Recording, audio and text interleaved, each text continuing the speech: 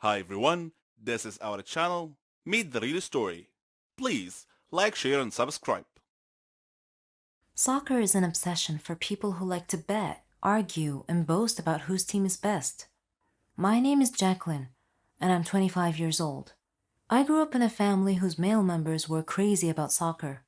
They were fanatical fans of the Liverpool club team. We all knew the club had gone through some difficult seasons over the past few years, but it looked like they may have finally assembled a formidable team now. I, myself, wasn't interested in soccer, but Dad and my brothers were obsessed with it and would hit the ceiling whenever their team lost. I wished to live far away from all this, but at this point, it wasn't an option. After finishing high school, I went to an out-of-state college just to distance myself from all that hooting and hollering at home on game days. At college, I met someone. His name was Fred. We took the same classes and made an excellent team. Later on, he proposed, and I accepted. During college break, he visited so he could meet my family. It happened to be on a Liverpool soccer game day. That's when I learned that Fred was the same. In fact, he was even crazier than Dad and my brothers. It looked like he cared more about that team than anything else. It was the final match of the season. Everyone was excited about the game. I made a few bowls of popcorn for everyone to eat while watching the game. The two teams were about equally matched, and the score was tied. Suddenly, I heard angry shouts, so I went into the living room to see what had happened. The other team had scored a goal, and one of its players had fouled a Liverpool player. Then, they scored two more goals in quick succession. Fred lost it and began beating loudly on the coffee table. Then, he inexplicably lost consciousness and fell flat on his face. We took him to the hospital, where he spent 3 days in the intensive care. The doctor told us that he had had a heart attack, but he would be okay. After he recovered, he promised me that he wouldn't lose his temper over a soccer game again. Today, we are watching the final match between Liverpool and Tottenham. I have the ambulance phone number on speed dial just in case. Falling in love with a knight in shining armor riding on a white stallion is the dream of every girl. I would want him to be tall, blonde-haired, green-eyed, handsome, and strong. Imagine him along with me if you can. But what I never expected in a million years was to actually meet my knight in shining armor. Lend me your ear and listen to my knight's tale. My name is Meredith, and I am 17 years old. I live with my mom and my little sister Susan, who is 3 years younger than me. Susan and I fight a lot, as sisters are wont to do. She is more beautiful than me. I am short and fat, but don't blame me. You should blame my mother for being an excellent cook. She used to work in a famous restaurant. You can't imagine how tasty her food is. Mom uses me as her laboratory rat or guinea pig. Whenever she cooks any new dish, she has me try it out and give her my opinion. As a result of all my taste testing, I've become an obese food addict. I know that my obesity may be an obstacle in finding my heroic knight. My best friends are Ellen, Selena, and Mary. My first date was with a guy named Mark. He was a crazy one. Torn clothes, long, dirty hair, a furtive manner. And his paranoid eyes were always darting around, looking everywhere. At our first meeting, he gave me a silly present that, when open, sprang a fake frying pan into my face. My next meeting was with Michael. He was subdued and weird. On our first date, he sat silent for 2 hours and barely spoke at all. All my friends' matchmaking attempts failed miserably. Then Ellen suggested that I open a Facebook account and try to find my dream mate online. I didn't like the idea at first, but I took a chance, opened an account, and shared some personal information about myself and my interests. My first friend request was from Mark. Yeah, that Mark. I blocked his request immediately.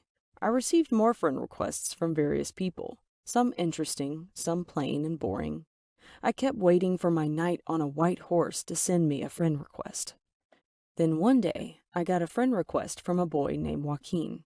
I visited his Facebook page and saw that he was handsome and active in sports.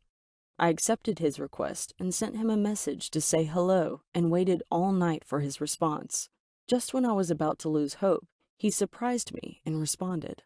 I tried to control myself even though my mind was already racing ahead and planning our wedding. We chatted online that day for around 3 hours.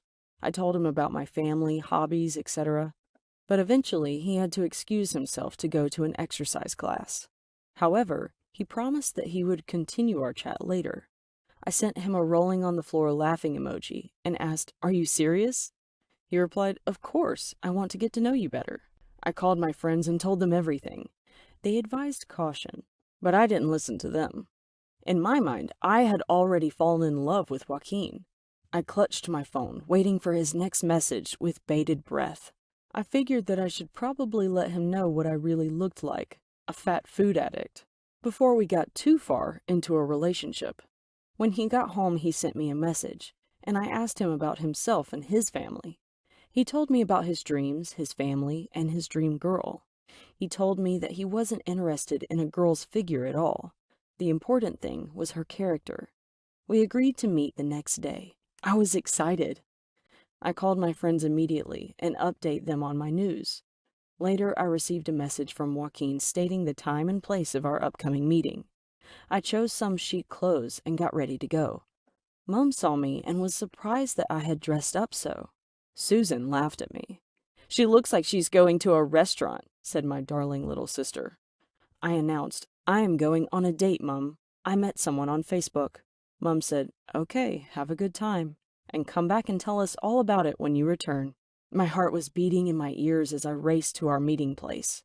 After I arrived, I sent Joaquin a message telling him that I was waiting for him outside. He replied that he had prepared a surprise for me and that I should come inside. So I hurried inside to see what surprise he had planned. My mind ran wild with possibilities. When I entered the place, I saw my friends holding up a banner with my name on it.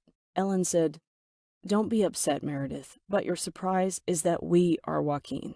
They had played a prank on me as a birthday surprise. Oh, I was so angry. "Do you mean to tell me that Joaquin, the love of my life, was all a hoax? You are not my friends. You are devils." But then Ellen opened a box and showed me its contents. A nice, big, plump, glazed blueberry tart. I stopped my angry ranting. My mouth closed. I became silent and calmed down. My heartbeat rate slowed. They all hugged me. They said that I was a beautiful girl, and they had just wanted to make me happy for my birthday.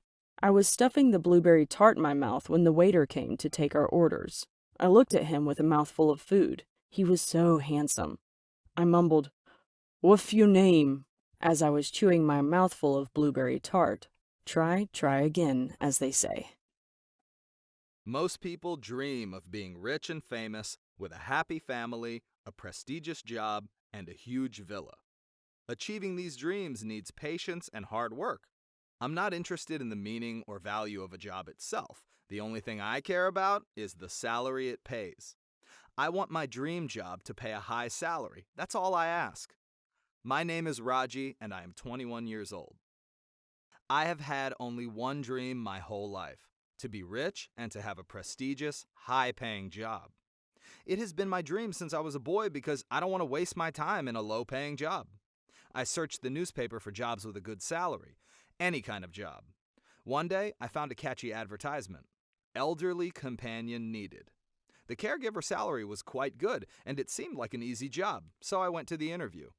The interview session made me feel a little uneasy. I tried to remain calm by focusing on that nice salary the job paid. The interviewer was an old man, who even introduced me to his sons. He said that I have to take care of their invalid father, feeding him, changing his bed sheets, and giving him his medications. They were about to show me a list of the job duties, but I interrupted them before they could finish their sales spiel. "I'll take it," I stated simply and directly. They stood there with their mouths opened and then shrugged their shoulders. Okay, I got the job. So I lived there with their father, I'll call him the old man, in his villa.